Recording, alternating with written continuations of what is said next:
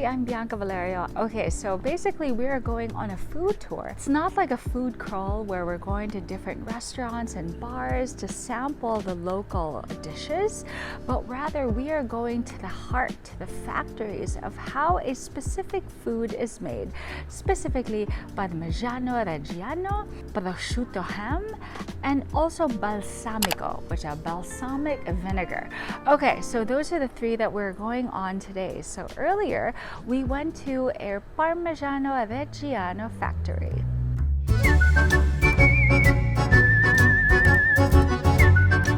Hi everybody, so we are here in San Silvestro, Società Agricola Cooperativa. So basically, this is where they make Parmigiano Reggiano, and they also make ricotta cheese. Okay, so you see this right at the back there? That's a sign. Okay, so when you come on this tour, we had to wear like an outfit for sanitary purposes, our headgear, and then when we got inside, it's basically showing us how they actually make the cheese. And you know, it's not like a one-man process because it is quite heavy. There were two guys going at it with cloth on this one big block of cheese, and that's 100 kilos. That's 100 kilos, guys. And then the guy like cuts it in the middle because they're going to part it into two servings, or rather what makes like the two wheels. They're sifting it with a cloth inside the copper vat. It's actually called a vat, like VAT. So those copper vessels, if you will. And then once they've made like those two cloth servings or wheels, if you will, they'll hang it, which is basically they're going to drain it. And we're actually moving backwards on the process of the cheese. There was a part where they were whisking it because the cheese is actually cooked twice. And it was nice because there was one portion where when they were cutting the cheese, the man was cutting the cheese, he actually gave us like, he made us taste, and it was actually quite warm. And it actually had a taste like mozzarella, like there wasn't a very strong taste as well, and it was still kind of spongy. And then as we moved back, the guy actually made us try, like it was just like curd, right? You know, I believe it's like they milk the cow and then they put enzymes in it and so on and so forth. And then he made us try like the curd, and I tried it and actually tasted like yogurt. It was really sweet.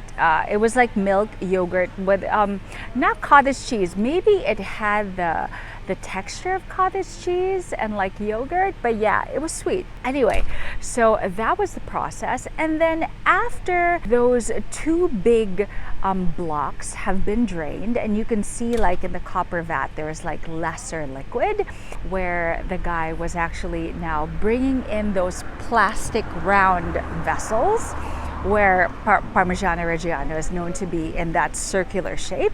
In the past, apparently, it used to be wood, but now it's plastic.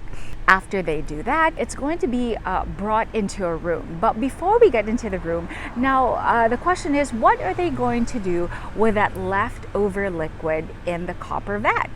That then, they suck it out with some big tubes, and then it travels through like universe and space and time and different dimensions, and voila, it goes down to make ricotta. And then the other one, the other tube that it goes to, that one goes for panna cotta, cream or butter. Really interesting. So I love how they really utilize every single morsel droplet of the liquid, of the milk, in order to make the cheese. And then we are brought into another room. This is now where all those plastic containers, and then they have all the blocks of cheese, and then apparently they have to change those cloths, I think every 2 hours or so, because the whole point is you want to dry them, right? So I reckon they change the cloth because it just soaks up the liquid, and then do it again. And then eventually, guys, don't quote me in the order, but we were just going it by the tour. I believe they also go through salt baths. Okay, salt bath. There was an empty tub because it had already been drained, but then they showed us to another room, and there was like a lot of salt in that one bin, like lots and lots of salt. And all of these babies are like are basically drenched in that salt bath. And that salt is basically, it gives it that very strong flavor. But apart from that, it is also what gives it that, you know, that hard crust that you see usually when they make pastas in the Parmigiano Reggiano wheel. So the crust is thanks to that salt. Now we get to, it's hardened already. So they were stencils, and it's basically to put, like, you know, those letterings that you see around those cheese wheels. And the most important ones to look out for, of course, is the date that it was made. So there was one that said 0824, so it was August 2024. And then there was a number that said 22. So it's not because it was made like August 2024, but 22 is actually the name or the number of the copper vat. And it's basically just to trace it back to make sure that what you're getting is like legit and it's great quality and it's from this factory. In fact, one of the stencils that you're going to find is where it was made. And apart from that, it also has the seal that says, I think, European Council. So after that, we get into that room and you see there's like massive numbers of wheels of cheese, and that is where, like wine, they're going to be aged. So traditionally there's the 12, 24, and 36, and so on. It can even go up to 140 months of being aged. So obviously the more aged, the saltier, or I reckon the more expensive. And then the other thing that you can find in that wheel is the actual stamp of approval from the European Union to show that, you know what, after we did that little hammer test and all this, that we say that this is a legit Parmigiano Reggiano that has passed all the standards that can be sold and that can be exported as well. And that is what you see in this factory. And then finally, it is the taste test. So we're gonna try the 12 months. 12 months, people.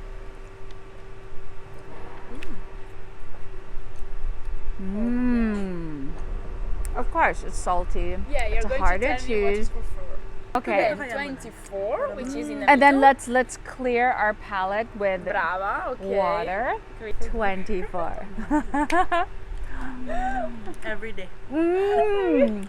You know what? It's saltier, but also sweeter. Weird. Yeah, so sweet It's and sour. it's like sweet and salty, and it's kind of a little bit grainier than the 12 months. Okay, so the last is the 36. So that means that was aged for 3 years. This. So 3 years, okay? So we're gonna eat this first plain, and this is the oldest one. I think.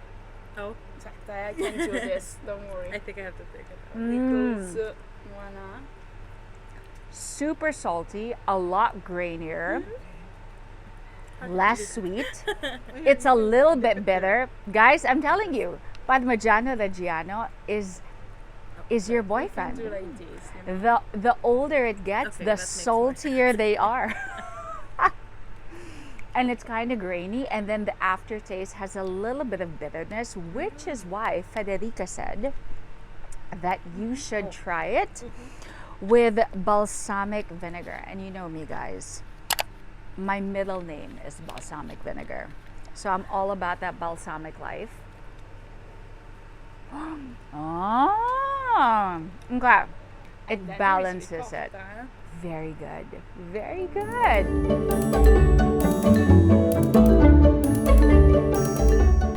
And then the second one that we just came from is where they make prosciutto.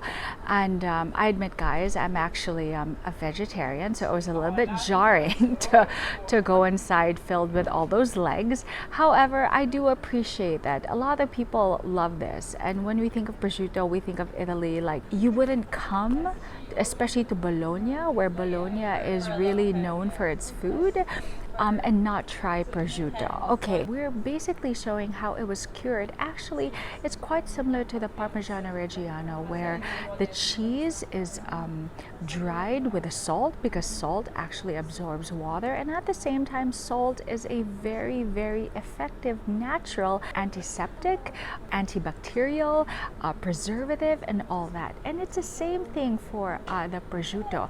In fact, on the second floor we had actually seen, like, there was this man in this big room filled with all those legs that were actually really cut particularly in a pear shape, and he was putting this like paste over the meat.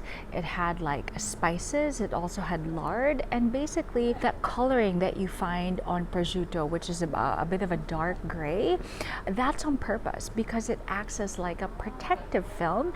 It protects it from bugs, it just protects it from the natural environment and whatnot, just as a way again to preserve the meat.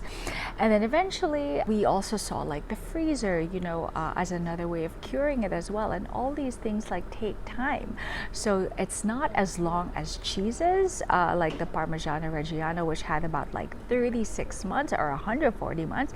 This one I think it's about like 18 months. And then eventually we had like a tasting, which was nice because she even like sliced it like super thin, and then we had it with like some really nice breadsticks, which actually is interesting that it's actually nice to enjoy prosciutto with a breadstick. I had a breadstick and it was amazing breadstick. But what was amazing, and what was amazing is the wine. What was the name of the wine again? Lambrusco. But in Bologna, it's called? No, it's not the same. In Bologna, we have Pignoletto, which is basically a sparkling wine. Sparkling wine, Oh, yeah. and this Lambrusco is red sparkling wine. Fantastico. Bravissima. Okay, we're on to the next. So this place over here, so this is actually a villa. It's called Villa San Dionino. So obviously when we say villa, that means the people who owned this were rich. So specifically it was a former family who used to live here, and then I think after the war they had sold it to, I guess, this family, Dionino. And one of the things that they actually discovered are these barrels for balsamic vinegar that were left behind by the original family that lived here, and hence the family business was born. Some people believe balsamic vinegar does not come from olives, it actually comes from grapes, specifically at the very last stage of where the grape, sometime in October, where it is the sweetest. Those are the grapes that they actually use for the balsamic vinegar. I believe, and I'm sorry if I get this wrong, but before it actually becomes wine, there's a stage right before it becomes wine. That's what becomes the balsamic vinegar. I don't know what the exact words are. As you go up, you see like the barrels, and what I learned here was quite interesting. So you see that the barrels are like from largest to smallest. So I'm not going to give in full detail, but the point is it's aged from like 12 to 25 years, and the vinegar that is extracted from the smallest one, that's the one that makes the vinegar, because of course it's when you put it in an attic, which is in the second floor where we were at, of course because it's liquid, it's going to evaporate, and so the vinegar that is inside the barrels, as they evaporate, you kind of need to